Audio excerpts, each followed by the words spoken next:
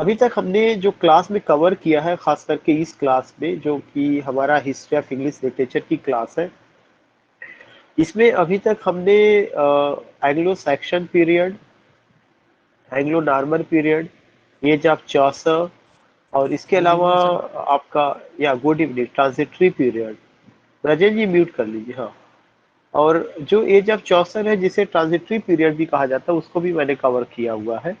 और अगर देखा जाए तो एक जो इम्पोर्टेंट पॉइंट है जिसे मैंने और अभी कवर किया था, थोड़ा सा डार्क मिडिल एज को लेकर के बात हुई थी।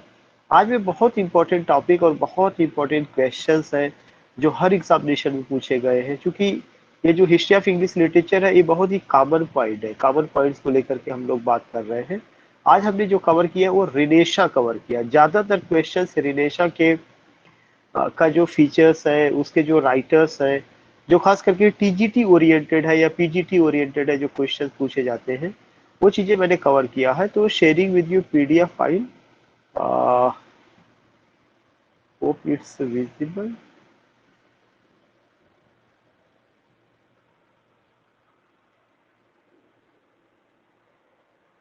I think it's visible. if it's Yes, sir, it visible, is let me visible. okay, Yes, okay, sir. that's good. So you are getting here, today is 5/7/2022। आज हम लोग क्लास जो ले रहे हैं, टेस्ट सीरीज थर्ड है और ये रिनेशा के ऊपर है। इसके पहले हम लोगों ने किस पर बात किया हुआ है? इसके पहले हम लोगों ने एंग्लो सैक्सन पीरियड पे बात किया है, द मिडिल एजेस पर हमने बात किया हुआ है। आज जो है हम द रिनेशा को कवर कर रहे हैं, और जिसमें सबसे पहला क्वेश्चन हमने यही बनाया है कि विच of the following is not true, इनमें से कौन सा एक सत्य नहीं है। मतलब विच of the following is not true, it means कौन सा गलत है। इसमें से एक पॉइंट है कि the renaissance started in Italy in 14 century. जो रिनेशा है ये 14वीं शताब्दी में इटली से शुरू हुआ, ये बात सही है। द रिनेशा स्टार्टेड, अगर कभी भी क्वेश्चन आता है कि रिनेशा सबसे पहले कहाँ शुरू हुआ, कई बार आ चुका, आता क्या कई बार आ चुका है। द रिनेशा स्टार्टेड, सबसे पहले रिनेशा का जो स्टार्टिंग हुआ है वो इटली से हुआ है, और कहाँ पे 14 सेंचुरी में हुआ है। The renaissance came in France in 16 century, ये गलत है। The renaissance came in France in 15 century, अगर आप देखेंगे आंसर बी हमने यहाँ एक्सप्लेन किया है। The renaissance came in France in 15 century with the attack of तुर्क ऑन कॉन्स्टेंटिनोपल इन 1453। कॉन्स्टेंटिनोपल जो है ये एक जगह का नाम था, कैपिटल थी। किसकी कैपिटल थी? ईस्टर्न रोमन इंपायर की। जो रोम साम्राज्य था उसकी पूर्वी राजधानी जो थी, या पूर्वी जो क्षेत्र था, उसकी जो राजधानी थी वो कॉन्स्टेंटिनोपल थी। इसको उर्दू में कुस्तुनतुनिया कहा जाता है। तो ये जो था रोमन साम्राज्य, उस समय दुनिया में दो साम्राज्य बहुत ज्यादा इंपॉर्टेंट थे, टर्किश किंगडम और रोमन किंगडम। इन दोनों में आपस में लड़ाई झगड़ा होता रहता था। तो जो तुर्क थे उन्होंने 1453 में कॉन्स्टेंटिनोपल पर हमला किया और उस पर विजय प्राप्त कर ली। जो कॉन्स्टेंटिनोपल था यह कैपिटल था ईस्टर्न रोमन इंपायर का, मतलब इटली का। इटली का वो कैपिटल था।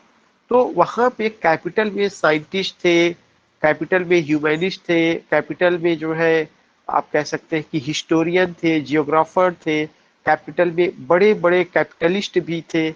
और जो पूरी की पूरी सल्तनत चलाते थे, जो पूरी बादशाहत चलती थी, वो वहां से चलती थी। जब राजधानी पे अटैक हुआ, राजधानी को जो है शत्रुओं ने जीत लिया, तो कैपिटल छोड़कर बहुत सारे लोग भाग गए। कहाँ चले गए? फ्रांस भाग गए। और उन्होंने फ्रांस में 15वीं शताब्दी में शरण लिया। इस वजह से जो रिनेशा है वो फ्रांस में कब आएगा? 15वीं शताब्दी में आएगा, जिसका एक्सप्लेनेशन मैंने आंसर में कर दिया। रिनेशा जो है आपका 16वीं शताब्दी में फ्रांस में नहीं पहुंचा, 14वीं शताब्दी में इटली में, 15वीं शताब्दी में फ्रांस में, और 16वीं शताब्दी में इंग्लैंड में। इसीलिए थर्ड पॉइंट है कि the renaissance came in England in 16 century. बिल्कुल सही है, जो रिनेशा है वो इंग्लैंड में 16वीं शताब्दी में आया है, फ्रांस में 15वीं शताब्दी में आया है, और इटली में 14वीं शताब्दी में आया हुआ है। 14वीं शताब्दी में रिनेशा को शुरू करने वाले आदमी का क्या नाम था? पेट्रार्च था। You find who was that poet? That poet was Petrarch. So I just want to tell you, whenever you go with Renesha ये 3-4 पॉइंट आपको जरूर ध्यान में रखना है कि रिनेशा की शुरुआत कब होती है, किस कंट्री में पहली बार आया, उसके बाद कहाँ आया, फिर कहाँ पे आया। तो यू फाइंड कि जो रिनेशा है, the renaissance started in Italy in 14th century. Renaissance Italy में 14वीं शताब्दी में आया है। फ्रांस में कब आता है, फ्रांस में आपका 15वीं शताब्दी में आता है। इंग्लैंड में आपका 16वीं शताब्दी में आता है। और एक और ऑप्शन है D, Petrarch father of sonnet was the first humanist. ये बात भी सही है। दुनिया के सबसे पहले जो ह्यूमनिस्ट थे, ह्यूमनिस्ट कौन होता है, जो मानवतावादी बात करता है, जो मानव के लिए सोचता है, जो मानव के कल्याण के लिए सोचता है, जो मानव में लव, अफेक्शन और ब्यूटी को बढ़ावा देता है, उन सब जो आर्ट्स आर्ट्स और ह्यूमैनिटीज की बातें करता है, वही ह्यूमैनिस्ट होता है। तो दुनिया में सबसे पहले, दुनिया में का मतलब कि रिनेशा के समय, उसके पहले तो रहा होगा, लेकिन जब रिनेशा आया तो रिनेशा में सबसे पहले जो है ह्यूमैनिस्ट की बात करने वाले 14वीं शताब्दी इटालियन पोएट पेट्रार्च थे, जिनको फादर ऑफ सोनेट भी कहा जाता है। तो एक पॉइंट है, ये भी एक क्वेश्चन बन सकता है कि सबसे पहले ह्यूमैनिस्ट कौन थे, पेट्रार्च थे। कहाँ के थे, इटली के थे। उनका कंट्रीब्यूशन क्या है, वो फादर ऑफ सोनेट के नाम से जाने जाते हैं। तो क्या क्वेश्चन नंबर 1 क्लियर हो गया? May I go ahead? Yes, sir. Yes, sir. Yeah yeah again I would like to repeat, I would like to tell you कि रिनेशा जो है या स्टार्टेड हुआ इटली में 14th सेंचुरी में, रिनेशा फ्रांस में आया 15th सेंचुरी में, रिनेशा इंग्लैंड में आया 16th सेंचुरी में, और जो पेट्रार्च है फादर ऑफ सोनेट, उन वो फर्स्ट ह्यूमैनिस्ट थे। फर्स्ट ह्यूमैनिस्ट मीन्स ह्यूमैनिस्ट कौन होता है, ह्यूमैनिस्ट वो होता है जो ह्यूमनिज्म की, मानवतावादी सोच जिसकी होती है। मानवतावादी सोच किस पर आधारित होती है, लव पर, ब्यूटी पर, for the welfare of human beings पर, और जो मानव के कल्याण के लिए हमेशा सोचते रहते हैं। उनके दिलों में एक तरह से जो है ह्यूमनिज्म ह्यूमनिज्म की इमोशनल फीलिंग्स को जगाते हैं। ऐसे पोएट्स को ह्यूमनिस्ट कहा जाता है। और ये काम पेट्रार्च ने अपने सोनेट में शुरू किया था रिनेशा के समय। क्वेश्चन नंबर 2 है, which of the following is untrue. इनमें से कौन एक गलत है? ये बहुत इंपॉर्टेंट है, कई बार पूछा जा चुका है, बस आपको ध्यान में रखना इसका पीरियड कौन सा गलत है। The renaissance covers the period from 1500 to 1660 in England. जो रिनेशा है ये इंग्लैंड में अगर देखा जाए तो 1500 से 1660 ईस्वी तक का पीरियड कवर करता है। बेशक, क्यों, जैसे ही आप 1501 की बात करते हैं वैसे ही 16वीं शताब्दी शुरू हो जाती है। और जैसे ही आप 1401 की बात करते हैं तो कौन सी शताब्दी शुरू हो जाती है, 15वीं शताब्दी। जैसे अगर हम इस समय बात करते हैं कि 2021, तो इसका मतलब कौन सी शताब्दी चल रही है, 21वीं शताब्दी। या 2001 की बात करेंगे तो कौन सी शताब्दी शुरू हो गई, 21वीं शताब्दी शुरू हो गई। आई जस्ट वांट टू से, या I just want to tell you कि जो भी ये है which of the following is untrue, ये कौन सी चीजें हैं जो असत्य है। इनमें से एक यही है कि the renaissance covers the period from 1500 to 1660। जो रिनेशा है ये 1500 से 1660 ईस्वी तक का पीरियड कवर करता है। ये बात सही है। बी है the Puritan age from 1625 to 1660। जो प्यूरिटन एज है ये 1625 से लेकर 1660 ईस्वी तक का पीरियड कवर करता है। ये बात भी सही है। प्यूरिटन एज का मतलब एज ऑफ जॉन मिल्टन। जो एज ऑफ जॉन मिल्टन है, जो प्यूरिटन एज है, इसको दो हिस्सों में बांटा जाता है। एक कैरोलिन एज है जो 1625 से 1649 है, और एक कॉमनवेल्थ पीरियड है जो 1649 से 1660 है। उसका आगे अभी जिक्र किया गया है।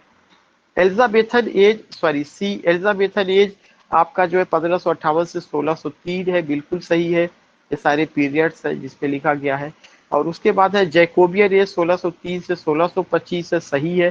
जैकोबियन एज के समय किंग जेम्स फर्स्ट थे, और जैकोबियन एज में जो है मेटाफिजिकल पोइट्री जॉन डन की आती है, और ड्रामा में comedy of humour Ben Jonson आते हैं। कैरोलिन एज 1625 से 1649 है, बिल्कुल सही है। कॉमनवेल्थ पीरियड 1649 से 1658, ये गलत है। कॉमनवेल्थ पीरियड 1649 से 1660, यहाँ पे आंसर में क्लियर किया गया है।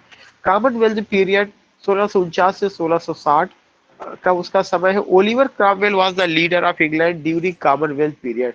कॉमनवेल्थ पीरियड के समय जो है इंग्लैंड के लीडर कौन थे? ओलिवर क्रॉमवेल थे।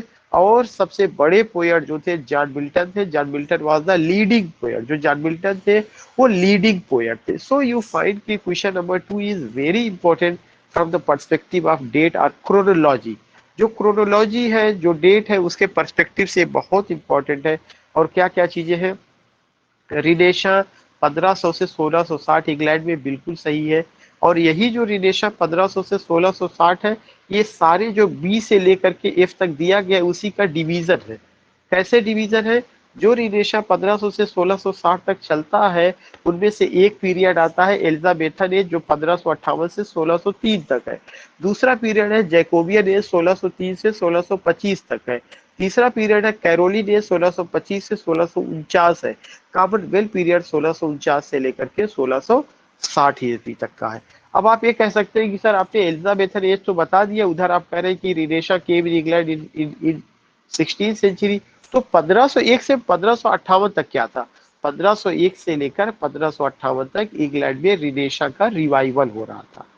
वो जो है एज ऑफ रिवाइवल, जो एज ऑफ रिवाइवल पूरे यूरोप में होता है, वो 1501 से लेकर 1558 तक इंग्लैंड में रिवाइवल का टाइम था। यही रिवाइवल अपने क्लाइमैक्स पे पहुंच जाता है। अपने क्लाइमैक्स पे कब पहुंच जाता है? 1558 में, when Queen Elizabeth took what, the throne in her hand. जब क्वीन एलिजाबेथ वहां की शासिका बनती है, जब उन्होंने सिंहासन को अपने हाथों में ले लिया। तो वे आई नो कि क्वेश्चन नंबर 2 क्लियर हो गया? Yes, sir. Okay okay. मैं यहाँ पे कुछ चीजें आपको क्लियर कर दूं। जैसा मैंने अभी बताया कि जो आपका एलिजाबेथन एज है, वह एलिजाबेथन एज के 3 बड़े नाम आपको हमेशा ध्यान में रख, 3 क्या 4 बड़े नाम। Edward Spencer, poets poet. William Shakespeare, सोनेटियर and dramatist, जिन्होंने 154 सोनेट लिखा, 37 प्लेज लिखा हुआ है। उसके बाद जो है तीसरे आपके कौन रहे? तीसरे आपके जो फ्रांसिस बेकन, एसेइस्ट और फादर ऑफ इंग्लिश एसे, जिन्होंने 58 एसेज लिखा 1597, 1612, 1625, जिनका एसेज जो है आपका उसमें प्रैक्टिकल विजडम है, एफोरिज्म है, एपिग्राम है, लैटिन कोटेशंस है, आर्काइक वर्ड है, और तमाम बहुत सारी छोटी छोटी चीजों को लेकर उन्होंने लिखा, लेकिन बड़ी बात उन्होंने कहा हुआ है। चौथा सबसे इंपॉर्टेंट पॉइंट आता है, उस पॉइंट पे अगर हम आपसे बात करें, वो है sir Philip Sidney. Sir Philip Sidney Elizabethan age के थे, जिन्होंने एडमंड स्पेंसर को क्वीन एलिजाबेथ के दरबार में इंट्रोड्यूस कराया हुआ था। और सर फिलिप सिडनी ने आप कह सकते हैं कि उनका कलेक्शन ऑफ सॉनेट है एस्ट्रोफेल एंड स्टेला। इसके अलावा सर फिलिप सिडनी का डिफेंस ऑफ पोइजी उनका वर्क है। सर फिलिप सिडनी का आर्केडिया प्रोज रोमांस है। इसी तरह से एडमंड स्पेंसर ने भी तमाम वर्क लिखे हुए हैं, जिसमें उनका कलेक्शन ऑफ सॉनेट एमोरिटी, उनका एलजी एस्ट्रोफेल, शेफर्ड्स कैलेंडर, फेरी क्वीन, एपीथैलेमियन, प्रोथैलेमियन, तमाम चीजें आप देखते हैं। और उनको पोएट्स पोएट की संज्ञा दी गई थी, किसके द्वारा? चार्ल्स लैम्ब के द्वारा। इसी तरह से आप जब बात करते हैं जैकोबियन एज की, तो जैकोबियन एज में मैंने मेटाफिजिकल पोएट जॉर्डन के बारे में मैंने बताया। इसके अलावा कॉमेडी ऑफ ह्यूमर के राइटर बेन जॉनसन का नाम मैंने लिया था। कैरोलिन एज जो है सिविल वार का एज था। कैरोलिन एज में बहुत ज्यादा ऐसा कोई वर्क नहीं हुआ था, लेकिन कैरोलिन एज से जॉन मिल्टन की शुरुआत हो जाती है। उनकी कुछ पोयम जैसे ode on the morning of Christ nativity है, जो उनका अपना एलिजी लिसिडास है, जो उनका जो है हार्टन पोयम्स वगैरह रहा है, ये सब कैरोलिन एज में आता है। कॉमनवेल्थ पीरियड भी काफी इंपॉर्टेंट रहा है, इसमें उनके प्रोज वर्क है और चीजें रही है। तो I just want to tell you here only these points कि अगर आप किसी एज का नाम लेते हैं, तो यू मस्ट नो कि who were the author of that age, who was the poet of that age, who was the dramatist of that age, who was the essayist of that age. That age was famous for what? वह जो as रहा किस चीज के लिए famous था? तो मुझे लगता है कि अब आपको और डिटेल में क्लियर हो गया होगा। Should I go ahead?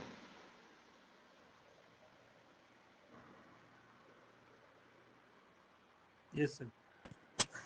Now, yeah, okay. Now you are getting question number 3. Which of the following is not true? इनमें से कौन सा एक सही नहीं है? ये थोड़ा सा कॉम्प्लेक्स है, अगर आप ध्यान से पढ़ेंगे तो बहुत चीजें आराम से आपको समझ में आ जाएगी। इस पूरे क्वेश्चन में रिनेशा का फीचर दिया हुआ है, इनमें से कौन सा एक सही नहीं है। Renaissance means rebirth, revival, reawakening and new spirit. क्या रिनेशा का मतलब था पुनर्जन्म, पुनर्जागरण और साथ ही साथ नई चेतना। ये रिनेशा का जो मतलब होता है उसका मतलब ही यही है कि rebirth, revival means rebirth, revival, reawakening and new spirit. दूसरा पॉइंट है Elizabethan age is known as the age of English renaissance. बेशक जो इंग्लिश रिनेशा है वो क्लाइमैक्स पर किस एज में पहुंचा था, एलिजाबेथन एज में। इसलिए एलिजाबेथन एज को किसके नाम से भी जाना जाता है, as the age of English renaissance. C है Shakespeare was the leading dramatist. Shakespeare इस एज के लीडिंग, इस एज का मतलब कि इंग्लिश रिनेशा के, इंग्लिश रिनेशा का मतलब एलिजाबेथन एज के। शेक्सपियर एलिजाबेथन एज के लीडिंग ड्रामेटिस्ट थे। एडमंड स्पेंसर जो है लीडिंग पोएट थे। फ्रांसिस बेकन लीडिंग एसेइस्ट थे। किस एज के, एलिजाबेथन एज के। अभी मैंने बताया था कि आपको उस एज के जो बड़े राइटर हैं उनका नाम पता होना चाहिए, उनके वर्क के बारे में आपको पता होना चाहिए, उन्होंने क्या किया। Generally you must know these points. तो Shakespeare was the leading dramatist, Edmund Spenser leading poet and Francis Baker leading essayist of Elizabethan age. बिल्कुल सही है। उसके बाद डी वाला पॉइंट है sir Philip Sidney was a sonneteer, critic and prose writer of Elizabethan age. बिल्कुल, sir Philip Sidney ने sonnet भी लिखा है, वो जो है क्रिटिक भी थे और वो जो है प्रोज राइटर भी थे। कैसे थे, उनके सोनेट का नाम है एस्ट्रोफेल एंड स्टेला। एस्ट्रोफेल का मतलब सर फिलिप सिडनी और स्टेला उनकी बिलव्ड का नाम है, जबकि उनकी बिलव्ड का ओरिजिनल नाम था पेनिलोप डेवरेक्स। क्रिटिक के रूप में उन्होंने क्या लिखा था, एक क्रिटिकल एसे डिफेंस ऑफ पोएजी। और उन्होंने जो ग्रीक क्रिटिसिज्म है या जो ग्रीक क्रिटिक्स थे उनका उन्होंने सपोर्ट किया हुआ था, उनके क्रिटिकल एनालिसिस का। और प्रोज राइटर के रूप में उनका एक बड़ा वर्क है जिसका नाम है आर्केडिया, जो प्रोज रोमांस है। फिर आपका ई है the renaissance period replace the middle ages. Renaissance period ने मिडिल एज को रिप्लेस कर दिया, बिल्कुल सही बात है। जो द मिडिल एजेस था वो उसको रिप्लेस अगर किसी ने किया है तो रिनेशा ने, उसको रिप्लेस करने के बाद रिनेशा आता है। और कैसे वो चीज रिप्लेस की गई है, जो भी मिडिल एज का सिस्टम था वो सारे सिस्टम किनारे लगा दिए गए। जैसे कौन सा सिस्टम, फ्यूडल सिस्टम, सामंतवादी व्यवस्था। जैसे कौन सा सिस्टम जो है सुपर स्टेशन, अंधविश्वास की समस्या। जैसे कौन सा सिस्टम, अगर एक आदमी को गॉड से या गॉड से मिलना है तो उसमें बिशप का हस्तक्षेप जरूरी है, इस सिस्टम को किनारे लगाया गया। जो रिलीजन में जो स्थान किंग का, जो स्थान क्वीन का या जो स्थान बिशप का था वो सारे के सारे महत्व खत्म किए गए। और जो रिलीजन था ये हुआ कि ये मानव के कल्याण के लिए है। और ईश्वर से अगर जो है बंदा चाहे तो अपनी बंदगी से या अपनी जो है परहेजगारी से वो खुद ईश्वर के करीब हो सकता है, उसको किसी मीडिएटर की, मीडियोकर की जरूरत नहीं है। तो जो मिडिल एज का पूरा सिस्टम था उस सिस्टम में फ्यूडल सिस्टम और रिलीजन पर बहुत ज्यादा वार किया गया। और जो इंसान को कम महत्व दिया जाता था या जो लाइफ आफ्टर डेथ के बारे में सोचा जाता था उस पर भी क्वेश्चन मार्क किया गया। इंसानों का एक इम्पोर्टेंस शुरू हुआ, स्लेवरी को खत्म करने की बात हुई, साइंटिफिक अप्रोच को लेकर के बात हुई, साइंटिफिक स्टडी को लेकर के बात हुई, रीजन की बात हुई, ह्यूमनिज्म की बात हुई, लिबरलिज्म की बात हुई, कल्ट ऑफ ब्यूटी की बात हुई। तमाम तरह के नई विचारधारा, नई आइडियोलॉजी आती है जो कि रिनेशा की कैरेक्टरिस्टिक्स थी, द मिडिल एजेस की नहीं थी। द मिडिल एजेस का बहुत सारा चीज बाहर कर दिया गया था। एफ है renaissance first begin in the field of science. Renaissance सबसे पहली बार साइंस में आया, नहीं। अगर सब्जेक्ट के हिसाब से देखा जाए तो renaissance first begin in Italy in the field of art and architecture. Renaissance जो है आर्ट और आर्किटेक्चर में सबसे पहली बार आता है, ना कि साइंस में आता है। रिनेशा फर्स्ट केम या first begin in Italy in 14th century in art and architecture. Question number 3 clear हो गया?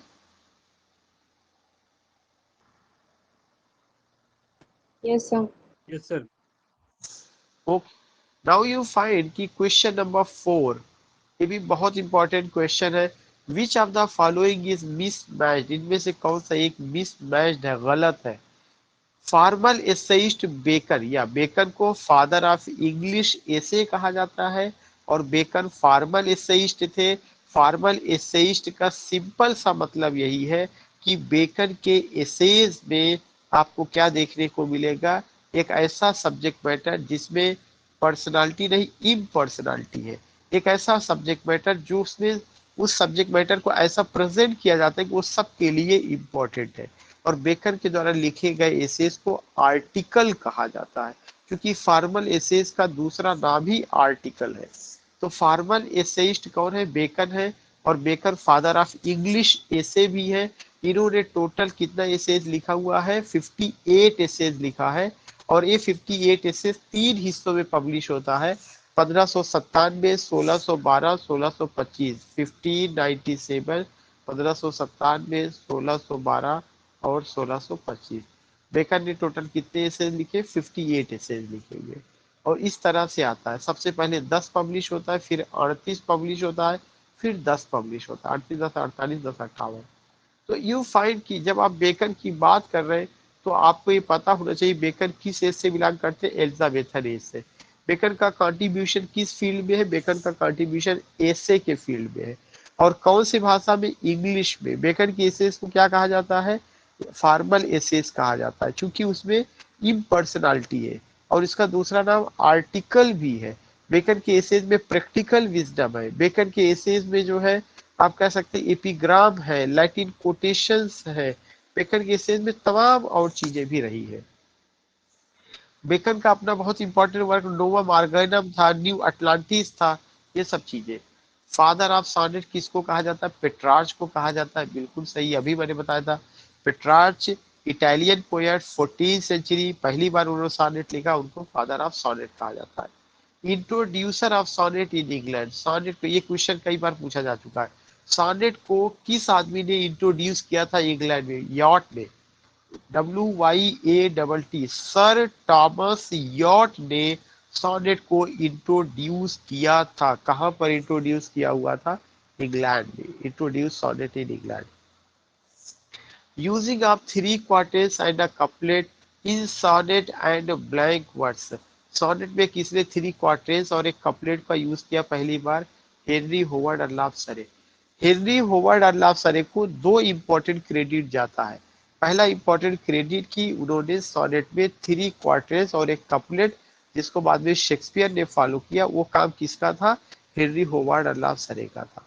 और हेनरी होवर्ड अर्लाफ सरे का जो सॉनेट का पैटर्न, जो राइम स्कीम है, वो उन्होंने ही लाया, बाद में विलियम शेक्सपियर ने उसको फॉलो किया। बाद में सारा क्रेडिट विलियम शेक्सपियर को चला जाता है, लेकिन अगर देखा जाए तो ट्रू सेंस में इसको लिखने वाले, लाने वाले मार्केट में कौन थे इस पैटर्न को? हेनरी होवर्ड अर्लाफ सरे, और उन्होंने ही सबसे पहली बार ब्लैंक वर्स को इंट्रोड्यूस किया था। फादर ऑफ एसे बेकन, ये गलत है। बेकन फादर ऑफ इंग्लिश एसे है। अगर फादर ऑफ एसे की बात की जाती है तो फ्रेंच एसेइस्ट मॉन्टेन, फ्रेंच एसेइस्ट मॉन्टेन जो है ये फादर ऑफ एसे है, और बेकन जो है फादर ऑफ इंग्लिश एसे है। Did you get this point?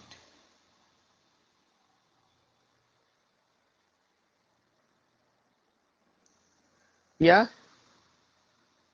Yes, sir. Yes, sir. Got it. या यू गॉट फादर ऑफ एसे मॉन्टेन। जो फादर ऑफ एसे है वो कौन है? मॉन्टेन है। मॉन्टेन ने जो एसे लिखा उसको उन्होंने एसाई कहा, और एसाई का मतलब होता है make an attempt to write something, कुछ चीज लिखने का प्रयास करना। Bacon is father of English essay, Bacon को फादर ऑफ इंग्लिश एसे कहा जाता है, बिल्कुल सही बात है।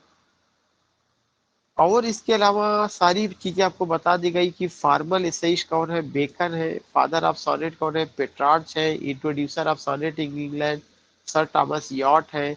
सॉनेट में 3 क्वार्टेंस और एक कपलेट को सबसे पहले किसने यूज किया हुआ है? हेनरी होवार्ड अनलाफ सरे ने। ब्लैंक वर्स को किसने इंट्रोड्यूस किया हुआ है? हेनरी होवार्ड अनलाफ सरे ने। मैं जानना चाहता हूँ कि आखिर हीरोइक कपलेट को किसने इंट्रोड्यूस किया हुआ है इंग्लैंड में?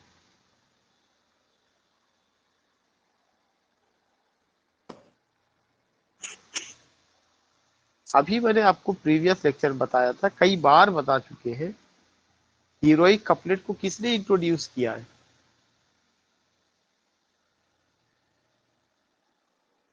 याद नहीं आ रहा? जियोफ्रे चासर ने इंट्रोड्यूस किया है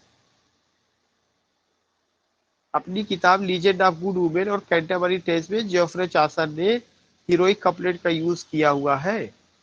हीरोइक कपलेट को पॉपुलर किसने बनाया है? जॉन ड्राइडेन ने। हीरोइक कपलेट को परफेक्ट किसने बनाया है? अलेक्जेंडर पोप ने। ये 3 पॉइंट है जो आपको ध्यान में रखना है। हीरोइक कपलेट को इंट्रोड्यूस करने वाले इंग्लिश में कौन है? जियोफ्रे चौसर है। हीरोइक कपलेट को पॉपुलर बनाने वाले आदमी का नाम है जॉन ड्राइडेन और उसको परफेक्ट बनाने वाले आदमी का नाम है Alexander Pope. Now you see question number 5। ये भी बहुत इंपॉर्टेंट है, बहुत इंपॉर्टेंट क्वेश्चन है। Which of the following is not true? इनमें से कौन सा एक सही नहीं है?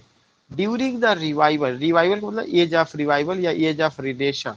During the revival of learning, जब सीखने का रिवाइवल चल रहा था, जब सीखने का पुनर्जागरण चल रहा था इन यूरोप, यूरोप में बुक्स वर प्रिंटेड। करें कि ये एक उसकी खासियत है। जब भी रिनेशा आया है तो एक बड़ा काम हुआ है कि बहुत अच्छी तादाद में बुक्स वगैरह का प्रिंटिंग शुरू हुआ। और प्रिंटिंग प्रेस लाने वाले आदमी का नाम क्या था? William Caxton. Philosophy, science and arts were systematized. बहुत सारे सब्जेक्ट जो थे, जैसे फिलासफी हो गया, साइंस हो गया, आर्ट्स हो गया, इन सबको सिस्टमाइज किया गया, बहुत सिस्टमेटिक ढंग से इसको रखा गया।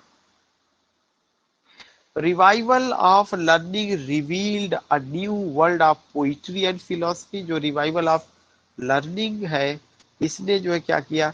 पोइट्री और फिलोसफी में एक नया नया आयाम, नया फील्ड इस्टेब्लिश किया। बिल्कुल सही है। Galileo invented telescope. गैलीलियो ने टेलीस्कोप का आविष्कार किया था। बिल्कुल सही है।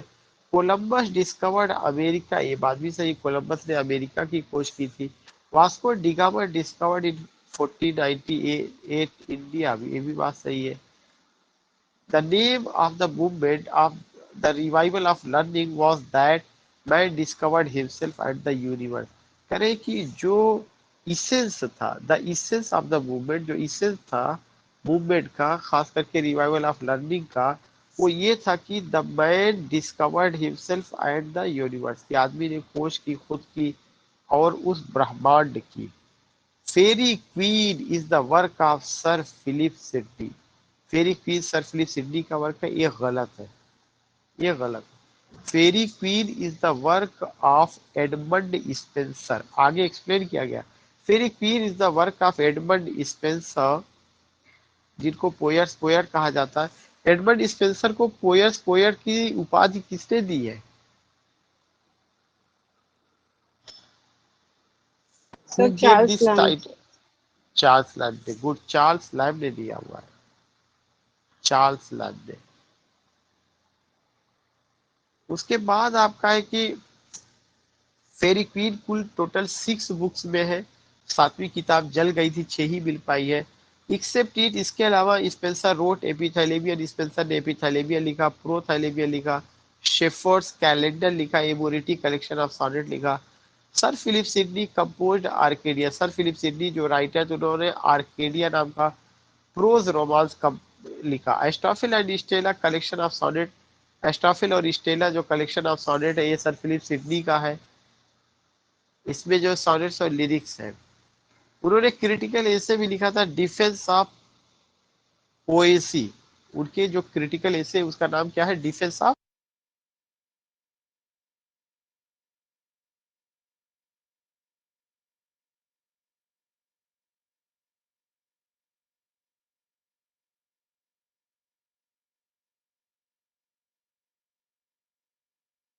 Sir, your voice is not coming.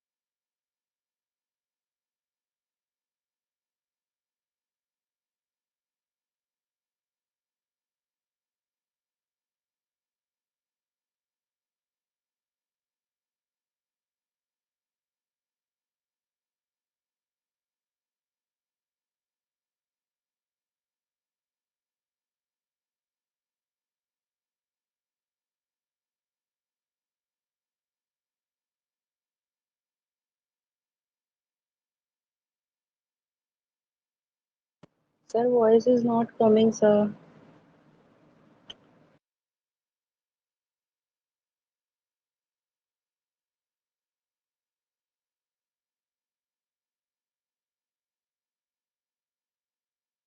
No, sir.